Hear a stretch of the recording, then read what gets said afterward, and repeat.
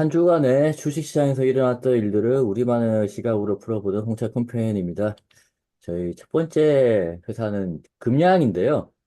금양 같은 경우 2차 전지 소재주로서 작년에 되게 인기가 좋았었고 시총도 되게 큰 그런 회사인데, 자, 불성실 공시법인 지정 예고가 나왔습니다. 장래 사업 경영 계획에 대해서 거짓 또는 잘못 공시입니다. 이게 뭐냐면 장래 사업 경영계획 공정공시인데, 일반적으로 이야기하시는 가이던스에 대한 내용인데요. 우리가 앞으로 이런 사업을 할 거고 여기서 얼마 정도의 이익이 나올 거다라는 걸 공시할 수가 있거든요. 그렇게 공시를 했는데 한 시점은 2023년 5월 10일이고요. 여기서 이제 여기에 대해서 뭔가 문제가 생긴 겁니다. 보시게 되면 기존에 2023년도에 공시를 할 때, 자, 보시죠. 그 2024년도에 예상하는 매출액이 4천억, 영업이익이 1,600억이다. 2025년도에는 4,700억에 180억, 2026년도 4,700억에 180억이고, 어떻게 볼 거냐? 몽고에 있는 광산, 텅스텐 등등의 광산을 채굴해가지고 돈을 이렇게 벌 거다라고 했는데, 정, 정정 공시를 했습니다. 보시게 되면, 기존에 매출액을 4천억 하고 영업이익을 1,600억 하겠다고 하던 걸, 매출액 65억에 영업이익이 130억입니다. 뭐 10분의 1 토막이죠. 2020, 13억, 13억. 그러네. 13억. 죄송합니다. 10분의 1 토막도 아니고 이건 뭐 1,600억에서 13억이요. 1%네요. 1,600억에 10%면 160억이니까 13억이면 1%. 2025년도에는 400억에 80억. 이쯤 되면 저걸 또 믿을 수가 없잖아요. 그래서 거래소에서는 이거 니네 뭔가 의도를 가지고 한 게 아니냐라고 해서 불성실 공시법인 지정 예고를 했고, 주가를 한번 보시겠습니다. 주가를 보시게 되면 작년에 공시한 시점에 대충 뭐 한 20만까지 갔고요. 그래서 그때부터 쭉 빠져서 지금 5만 원 하고 있습니다. 이게 참 뭐하는 짓인지. 그렇죠? 이 회사에서 뭔가 계획을 가지고 사업을 진행하는데 그 계획대로 안 되는 경우가 되게 많죠. 하지만 회사는 최선을 다해서 본인들의 계획이 실제로 이루어질 수 있도록 노력을 하는 게 맞고요. 그렇기 때문에 그 차이가 있는 건 어쩔 수는 없지만 그 차이도 어느 정도 것이어야 되는데, 지금처럼 뭐 10분의 1, 뭐 1%이 정도면 10분의 1, 100분의 1 이렇게 되면 이거는 회사가 무슨 의도를 가지고 한 게 아니냐, 이렇게 생각을 하고요. 네. 그래서 정말 나쁘게 본다 그러면 단기적인 이슈를 만들어가지고 주가 부양을 위해서 이렇게 공시를 했다고 할 수도 있고요. 뭐 사실 여부를 확인하기는 어렵지만, 그렇지만 저렇게 주가가 올랐을 때 누군가는 돈을 벌었을 거고, 만약에 저 내용을 보고 실제로 나올 거라고 믿고 장기적으로 가지고 있었다 그러면 주가는 3분의 1토막, 4분의 1토막 났네요. 이게 여기서 이제 저는 하나 이제 말하고 싶은 게, 저렇게 플레이를 하길 원하는 주주들이 참 많습니다. 회사로 전화를 해서 니네 어떤 일이 됐건 뭐든 이슈를 만들어 가지고 공시를 하고 보도자료를 뿌려라. 그렇게 해야 니네가 IR을 잘하는 게 아니냐, 이렇게 하는 사람도 많거든요. 그러면 저는 이제 그 사람들이 과연 정말 주주를 위한, 회사를 위한 주주들인가, 그런 생각을 해봅니다. 예. 우선 이 금양이 그 배터리 아저씨로 유명한 아저씨가 이제 근무했던, 배터리 아저씨가 근무했던 회사, 그 금양이 맞죠? 네, 예. 맞습니다. 그 금양이 맞고. 아니, 근데 그 아저씨가 계실 때 요런 장밋빛 장래 사업 장밋빛 공시 23년도에 이제 이런 걸 낸 거네요. 광산채굴. 이게 이 광산이라는 게는 이제 리튬 광산일 것 같은데 리튬이라고 써있네요. 리튬 광산을 해서 24년도에 1년 있다가 매출 4천억에 영업이익 한 1,600억 찍고, 그 다음 년부터는 뭐 한 매년 한 4,600억씩 매출에 한 한 1,800억, 1,900억 정도의 영업이익이 난다. 이거를 회사에서 공시로, 장래사업 공시로 이렇게 할 정도였었으면, 이제 경영계획 공시로 할 정도였으면 주가가 안 오를 수가 없었겠네요. 유가증권인데. 이게 시장은 참 변하는 게 없네요. 이걸 보고 무슨 생각이 드냐면 예전에 좀 오래된 얘기인데 유전 광풍 최근에도 있었죠. 최근에도 우리 윤통께서 얘기하신 거긴 한데 유전 광풍이 생각이 나네요. KCO 에너지라고 대한민국에서 처음으로 이제 유전 광풍 사할린 유전 광풍을 시작했던 이제 전대월 회장님. 그 이후로 이제 광산이나 유전이나 자원에 대해서 이제 공시 규정들도 생기고 막 그랬는데 어차피 금양이라는 회사 자체가 2차 전지의 이제 회사고 그 회사에서 이제 좀 대장주였죠. 대장주 에코프로가 있으니까 뭐 그때 당시엔 대장주는 아니었는데 하여튼 어, 뭐 그런 부분에서 원재료인 립톤 광산을 인수하면서 이렇게 지분 투자하면서 할 것이다. 텅스텐도 하고 개발 획득에서 채굴 한다. 이게 좀 아름다운 꿈 같은 이야기를 이제 바이오하고도 비슷하죠. 근데 뭐 유전하고 다 비슷하다고 보면 되죠. 근데 이런 걸 솔직히 4천 원대 이렇게 기껏해야 5천 원, 만 원대였는데 이런 것만 해가지고 막 한 1년 공실 입증이 됐으니까 이제 그 전부터 사전 작업이 있었겠죠. 뭔가 이게 신사업도 추진하고 막 이랬을 거니까 1년 반 만에 뭐 한 몇 배야? 그러면 10배, 20배, 한 4천 원대는 게 이제 20만 원대에 갔으니까 4, 50, 4, 5, 20, 50배 정도, 50배까지는 아니어도 한 45배 정도 이상 간다면 뭐 엄청난 거죠. 결국 지금은 이제 뭐 요때의 4천 원대로 비면 한 10배 정도 되긴 했어도 요때 이제 거래량은 요때 거래량이 많았네요. 그런 부분에서 주주들이 소액 주주들 원하는 게 이거죠. 이제 결국은 대부분은 여기는 그나마 좀 실질이 있고 회사가 괜찮은 회사라서 이제 버텨서 이제 계속 다른 영업들도 하기 때문에 실제 영업도 하고 있고 매출도 일어나고 생산도 하는데 보통 그러니까 꿈과 희망을 먹고 살다가 여기서 없어지죠. 없어지는 게 통상적인 이제 내용이고요. 의견이 안 나오고 이제 막 그래가지고 질질 끌다 이제 사라지는. 그런 모양이었는데 이 회사는 그나마 좀 나은 상황인 거죠. 워낙 규모도 있고 솔직히 말씀드려서 예, 그렇게 보여지고요. 근데 거의 뭐 최대 주주나 이런 분들은 거의 뭐 그냥 뭐 이런 분들이 가장 덕을 많이 보긴 덕을 많이 보죠. 근데 실제로 이런 걸 주가를 올려가지고 현금화 시킨 사람, 최대 주주들도 중간에 할 수 있죠. 근데 중간에 저 정도 회사는 중간에 하는 것보다는 그룹사를 만들고 싶어 하는, 그리고 재계서열 막 이런 생각을 꿈꾸는 사람들이 많기 때문에 그렇진 않고요. 그 밑에서 이제 이런 거를 뭐 편승하는 자들, 조장하는 자들, 현금화를 만들고 다른 회사로 이적하면 되는 거니까, 갈아타면 되니까. 그런 사람들이 많죠.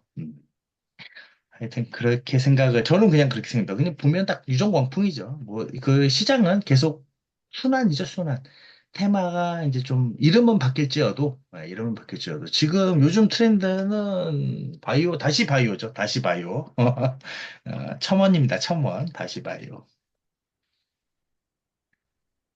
네, 그래서 이제 투자하실 때 좀 눈여겨보셔야 될 게 회사도 최선을 다해서 주주를 위해서 노력하고 실적을 내기 위해서 일을 하는 그런 회사가 있는 반면에 돈을 물건 팔아서 버는 게 아니고 종이를 팔아서 주식을 팔아서 돈을 벌려고 하는 그런 회사들도 많이 있습니다. 그런 회사들은 좀 가려서 투자를 하셔야 되지 않나 생각을 해봅니다. 네, 다음 회사는 이제 엔캠인데요. 공시를 보다 보니까 엔캠에서 참 재밌는 공시가 났는데 불성시 공시법인 지정 예고라고 나왔고요. 내용이 최대 주주 변경을 수반하는 주식 담보 제공 계약 체결 및 정정 시- 신고 기한 내 미공시 10건입니다. 10건을 공시를 안 한 거거든요. 그러니까 2023년 4월 달부터 지금까지 쭉 진행해 오던 그 최대 주주의 주식 담보 계약에 대해서 공시를 하나도 안 했다는 이야기고요. 10건은 누락했고, 그 엔캠은 다음 페이지 보시게 되면 이제 엔캠 역시도 보시게 되면 회사는 2차 전지 및 뭐 전해액 첨가 제품 만드는 회사, 그리고 배터리 관련해 만드는 회사다. 인 거고, 이거, 놀랐는데, 엔캠의 회사 사이즈가요, 우리가 알고 있는 그 사이즈가 아닙니다. 다음 페이지 보시게 되면 매출액이 4천억에서 뭐 5천억 정도 나오는 회사고, 영업이익이 1년에 150억 나온 그런 회사고요. 주가 보고 놀랐는데 아무리 2차 전지가 인기 있다 하더라도 시총이 3.8조에 코스닥 5등입니다. 이렇게 큰 회사가 공시를 10개를 놓쳐가지고 불성시 공시 법인으로 지정 예고가 되었다. 참 이게 대한민국의 공시 수준이다. 참 안타깝습니다. 우선은 이제 우선 여기 이 공시가 뭐냐부터 말씀을 드리면 최대 주주 변경을 수반한 주식 담보 제공 계약 체결의 것. 이건 코스닥 거래소 공시고요. 보통 회사 담당자들은 이제 최대 주주가 이제 뭐 사장님이겠죠. 사장님이 주식 담보 계약을 맺으면 지분 공시랍니다. 금감원에다 제출하는 대량 보유 상황 신고서, 그리고 대부분 이제 대표이사시고 10% 넘어가시기 때문에 뭐 주요 주주 및 임원물 변동 현황 신고서 뭐 이 두 개를 준비를 하고요. 유가증권 하나 더 있지만, 이 두 개를 준비를 하는데 대출을 받을 경우에는 이제 금감원의 조율 계약이라고 해서 거기다가 이제 뭐 담보 주식수 비율 뭐 담보 비율, 기간, 뭐 거래처, 담보 차익 금액 뭐 이게 다 기재를 합니다. 근데 그 담보를 했다고 해서 내는 건 아니고요. 요거는 최대 주주가 걸었을 경우, 주식 담보를 걸었을 경우, 그 담보가 전부 다 한꺼번에 실행이 됐을 경우, 그 직전 연도 말 또는 이제 그 당시 기준으로 해서 이제 회사가 갖고 있는 건 주주 명부니까 주주 명부나 아니면 그 이대 주주가 이제 뭐 기관이라든지 아니면 그 거래소에서 자진 신고한 게 있으니까 그 기준을 보고 이 최대 주주가 담보가 다 한 번에 다 실행이 됐을 경우 자녀 주식 수가 이대 주주보다 적게 되면 최대 주주가 바뀌게 될 수 있다라는 것을 당일 공시로 하게 되는 게 있습니다. 그게 최대 주주 변경, 그러니까 담보 실행을 다 실행됐을 때는 최대주가 변경된다라는 수반하는 주식담보 계약을 체결했을 경우, 이게 당일 공시예요. 그러니까 금감원 공시는 이제 5일, 5 영업일 이후 이내에 하면 되는 건데, 이건 당일 공시예요. 그렇기 때문에 좀 놓칠 수도 있죠. 좀 놓치는 경우도 있고, 그래서 보통 담당자들이 이거 계산을 하긴 하는데, 이제 뭐, 저도 좀 놓친 경우도 솔직히 저도 있어요. 놓친 경우가 있기 때문에 뭐 여러 가지 핑계가 있지만 하여튼 뭐 그런 핑계는 결과론적으로 놓친 경우가 있죠. 놓쳤죠. 근데 어찌됐건 이거 회사가 가장 최근에 직전 연도 그 주주 명부 또는 이게 분기별로 주주 명부를 받으면 그 분기별 주주 명부와 지분 공시 나가 있는 사람 특권자도 상관이 없습니다. 최대 주주 뭐 A 땡땡 특수관계자가 이대 주주인 B 땡땡 이건 이 금감원의 이제 지분 공시이고 거래소의 이제 최대 주주 변경을 수반하는 주식담보계약 체결 공시 같은 경우는 A 땡땡이 다 던졌을 다 그 담보 계약에 의해서 장내에 던져졌을 경우 B 땡땡이 이제 특수관계자 B 땡땡이 최대 주주 여기서 최대 주주는 보통 주식수를 가장 많이 들고 있는 자가 돼버린다라는 걸 알려주는 공시예요. 그래서 요거를 한번 놓치면 이제 그 다음에 이걸 한번 낸 적이 없기 때문에 그럼 그 다음에도 이 10건이라는 게 얘가 다 고의적 이런 10건보다는 처음 시작 스타트를 놓쳤기 때문에 그 다음부터 뭐 계약 기간을 연장하거나 그 담보를 해지하거나 추가하거나 이런 것들도 다 누락되는 거죠. 그렇기 때문에 이게 10건 이런 식으로 이제 같은 하나이지만, 연장이나 변경이나 정정, 기간이 지나면 또 그 기간 연장 계약을 해야 하고 또 그럼 연장 계약 할 때마다 이 정정을 내야 되는 거거든요. 이걸 변경 공시를. 그리고 이게, 내가 이제 100억을 빌렸다가 다시 상환하면 또 해제 공시도 해줘야 돼요. 내가 이거 주식담보 계약을 해서 내가 다 던지면 최대주주가 바뀌는데 이거 내가 다 상환했어. 그러면 이거 해제하는 해제 공시도 따로 해줘야 되고 해제 공시 한 다음에 내가 또 빌리면 또 이제 또 체결 공시도 해줘야 되고 이런 개념이기 때문에 뭐 10건이라는 게 하나를 놓쳐가지고 연속적으로 그 이후에 세부적으로 연결이라든지 아니면 연장이라든지 상환이라든지 다시 재체결이라든지 이런 것들을 다 놓친 것 같다. 그렇게 보여집니다. 정상적으로 이제 뭐 가끔 있는 일이고요. 근데 이게 아무래도 시장 안내 이 공시인데 시장 안내 중에서 이것만 벌점이 2점 정도 있습니다. 시장 안내 중에서. 근데 보통 2점 바로 때리진 않고요. 좀 괜찮고 착한 회사들은 예전에 저희가 한번 얘기했던 듯이 공시 유예, 벌점 유예, 불성실 법인 유예를 때려주는 경우가 대다수입니다. 이게 엔캠도 아마 마찬가지가 되지 않을까. 근데 워낙 기간도 길고 건수도 많기 때문에 조금 뭐 대체금으로 할지 그건 좀 봐야 될 것 같고요.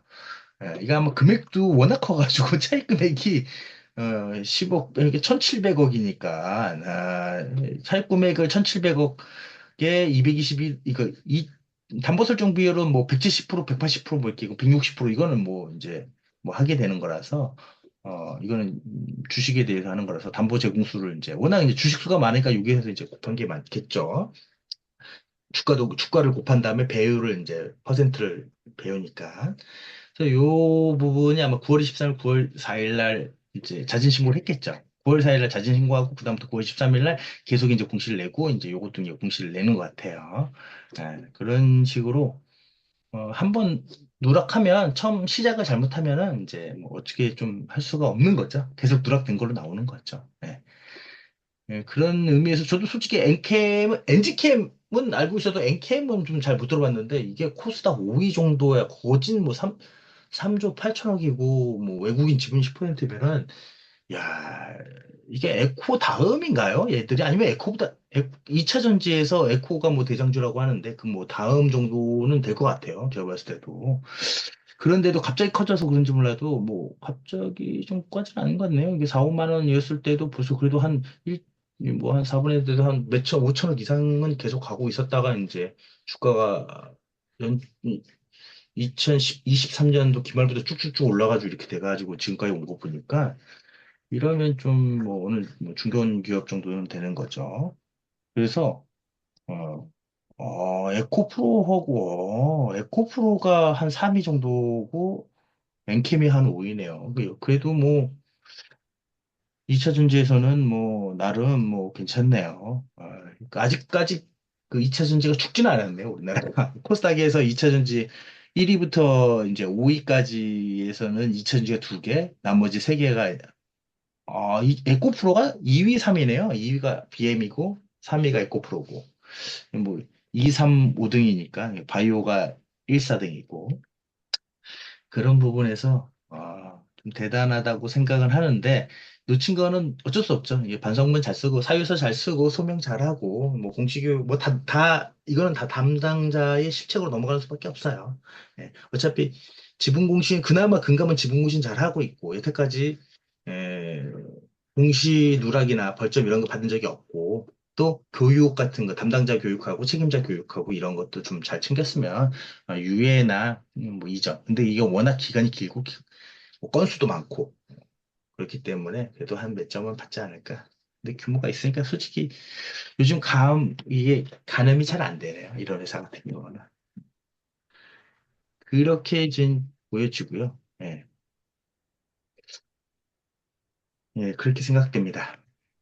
이게 회사가 크다고 각 회사별로 이제 공시 프로세스 이런 게 잘 돼 있다고 볼 수는 없거든요. 회사가 크더라도 갑자기 커지게 되면 공시 이쪽은 이제 영업과는 좀 무관하기 때문에 등한시하기 나름, 등한시할 수밖에 없는 거고, 회사가 커가면서 보충, 보충, 보완, 개선해 나가야 되는 부분이 이런 이제 관리 쪽의 프로세스인데요. 회사에서도 좀 공시에 대한 중요성을 좀 알아줬으면 좋겠다라는 게 저희 생각이고, 저희 레리 파트너스로 연락을 주시면 저희 공시 프로세스의 그런 구축, 수립, 운영에 대해서 도움을 드릴 수 있도록 해보겠습니다. 네. 자, 다음에는 이제 Q&A 질문 들어온 걸 한번 답해 보려고 하는데요. 자, 질문은 이제 종속회사에 돈을 빌려줄 때 이사회와 내부 품위사가 다 필요하냐라는 질문이 왔고요. 이제 그 내용을 보게 되면 이사회 규정에 돈을 빌려주게 될 때는 이사회를 하게 돼 있다. 근데 또 누군가 이야기를 하죠. 내부 품위서도 써야 된다. 아니다. 내부 품위서 왜 써야 되냐. 이렇게 이제 의견이 다툼이 있었던 거고, 그래서 질문이 들어온 건데요. 그래서 답변은 보시게 되면, 이사회는 주주총회로부터 일정한 그 권한을 위임받았기 때문에 이사회를 하게 될 경우에는 이사회에서 의사결정한 걸로 봅니다. 그러면 품위서는 필요 없는 거예요. 왜냐하면 품위서라는 게 결국은 누군가가 의사결정을 했다는 거고 그 의사결정은 주로 뭐 임원이나 대표이사가 되겠죠. 근데 그 임원 대표이사도 주주총회, 이사회로부터 권한을 위임받는 거기 때문에 이사회에서 결정한 걸 갖다가 한 번 더 하는 거는 있을 수가 없는 일이죠. 근데 꼭 보면 품위서 달라는 데가 있어요. 왜냐하면 업무의 특성, 내지는 업무의 습성, 여태까지 해오던 그런 습성상 모든 의사 결정을 하고 나서 이제 품위서를 만들어가지고 뒤에 첨부를 하다 보니까 특히 회계팀에서는 대부분의 회계 전표 뒤에 그 품위서를 붙이다 보니까 품위서라는 제목에 문서가 있어야 되는데 선입견으로 인해서 꼭 품위서를 만들어라고 라고 하는 경우가 많고 그래서 이사회에서 결정을 하더라도 품위서를 따로 만들어서 결제받는 경우가 많은 게 지금 현실입니다. 그렇죠. 이게 이사회가 그 말씀하신 대로 그 주주총회의 의사결정 기구를 위임받아서 이제 한 거기 때문에 이사회는 의사결정 기구죠.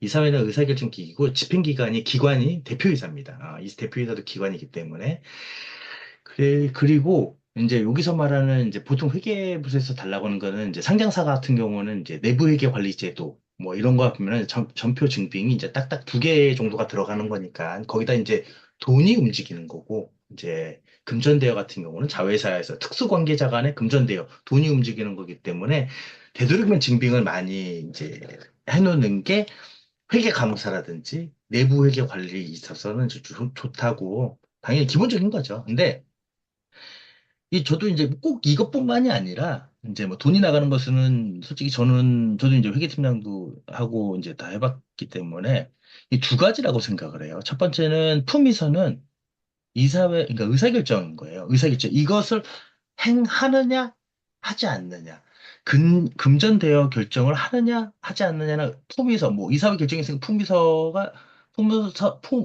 대신 이사회 의사록을 첨부하면 되는 거고 그리고 업무 수정 때문에 뭐 이거 집행을 하기 위해서는 지출결의서 같은 게 이제 있어야 된다라는 거죠. 보통 보면 이사회에서도 무조건 뭐 A라는 법인에게 뭐 10억 원을 뭐 어떤 매달 며칠 며칠부로 뭐 며칠과 며칠 사이까지 뭐 기간 동안 빌려준다. 뭐 그리고 세부적인 내용은 대표이사에게 위임한다.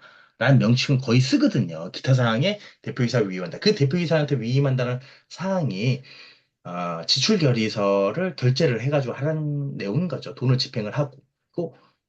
봐가지고 뭐 생각해보니까 이사회 날짜에서는 뭐 5일날, 10월 5일날 결정을 했는데, 토요일이야. 그럼 이제 월요일날 하든가, 아니면 4일날, 금요일날 하든가, 이런 좀 디테일한 부분에서 이제 행정적이고 이제 실무적인 부분에서 이제 하는 거죠. 물론 이제 대표이사가 하진 않지만, 그렇게 되지 않을까라고 생각을 하고요. 이게 만약에 품위서가 꼭 있어야 된다고 하면, 하다못해 이사회에서 결정을 한 걸 가지고, 뭐, 대리나 과장이 품위서를 써가지고 부장이나 팀장이 나 결정 못해 이래버리면 실행이 안 되는 건가? 그 문제가 좀 있는 거잖아요. 말이 안 되잖아요. 그러면 이제 이사회가 뭐 그 팀장 그 결정 이거는 좀 말이 안 되는 거고 이제 여기서 말하는 품위서보다는 이제 지출 결의서 돈을 움직이는 거니까 지출 결의서가 있어야 되고 두 개인 거죠. 품위서는 어차피 의사결정을 이제 회사 프로세스에서 받는 거니까.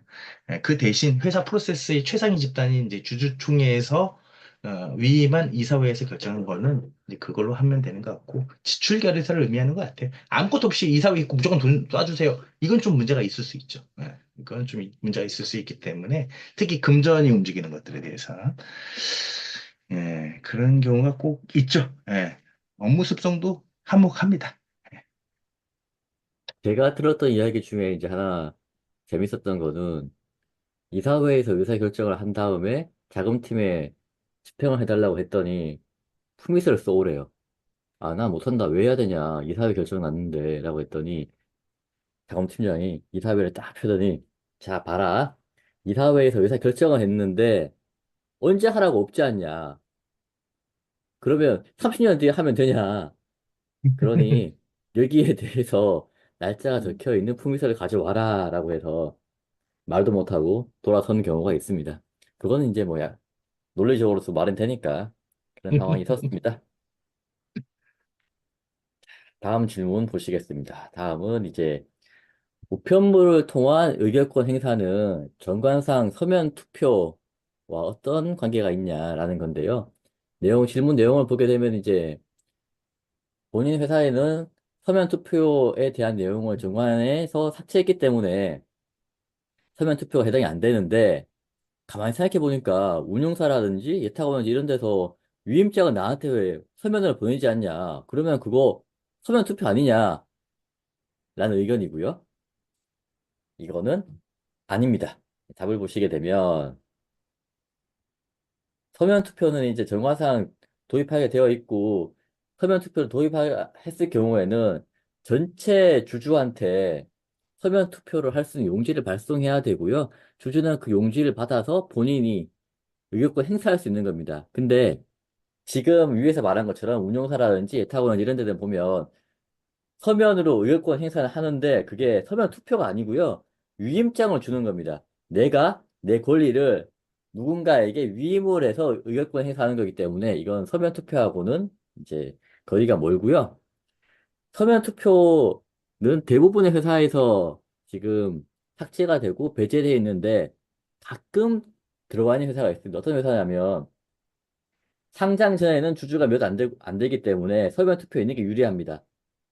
주총에 참석하지 않고 의결권 행사할 수 있으니까 없는 걸로 그러니까 서면 투표를 하는 걸로 해서 진행을 많이 하는데 IPO하는 과정에서 이제 이걸 걸러줘야 되는데 주관사에서 이걸 못 걸러주고 그냥 넘어오게 되면 상장한 직후 상장한 후에 열리는 주주총회에서 이 이슈가 생기고 그러면 전체 주주 뭐 수천 명한테 이 우편물을 보내가지고 서면 투표를 할 수 있는 용지를 발송하고 서면 투표를 받아야 되는 그런 문제가 생기거든요. IPO를 준비하고 계신 분들은 이런 부분 참고하셔가지고 정리를 좀 하시는 게 좋을 것 같습니다. 그렇죠? 이제 우선 서면 투표는 상장사는 없죠. 예, 상장사는 서면 투표 우선 기본적으로 상장사는 이게 상장사뿐만이 아니라 이제 상장 준비하고 IPO하고 주관사를 하고 이제 그 듀딜리전스 할 때 이제 걸러 필터링이 돼야 되는 건데 안 걸러진 회사도 종종 있긴 있더라고요. 있긴 있는데, 우선은 상장사들은 표준 정관을 쓰죠. 표준 정관을 놓고, 거기다가 이제 회사 사업 목적하고, 뭐, 그리고 사채 금액들하고 이런 걸 좀 집어넣고, 특별한 것들, 이제 뭐, 이사 일수라든지, 아니면 우리 1,000억 미만이니까 사회에서 빼버리자, 뭐 이런 것들. 그걸 기본으로 틀을 가지고 그 수정을 하기 때문에, 뭐 거의 없죠. 그리고 상장사들은 이걸 하게 되면 돈이 뭐 할 때마다 쓸데없는 돈이 나가는 거죠. 쓸데없는 돈. 서면 투표 자체가 서면으로 모든 주주에게 다 보내야 되는 거예요. 기본적으로 주주가 적은 데는 한 4, 5천 명, 많은 데는 뭐 한 10만 명 넘는 회사도 많이 있으니까 뭐 신라젠 같은 경우는 10만 명, 10만 주주가 있다. 뭐 이렇게 얘기하고 뭐 삼성전자도 마찬가지고 뭐 대기업뿐만이 아니라 그럼 그 사람들한테 그 서면 투표 뭐 할 수는 있겠죠. 물리적으로도 할 수도 있고요. 돈도 할 수도 있고요. 한 장 보내는데 뭐 우편료가 250원 그리고 대행해 주는 게 한 1,300원 뭐 이렇게 되는 거니까. 근데 굳이 할 이유가 없죠.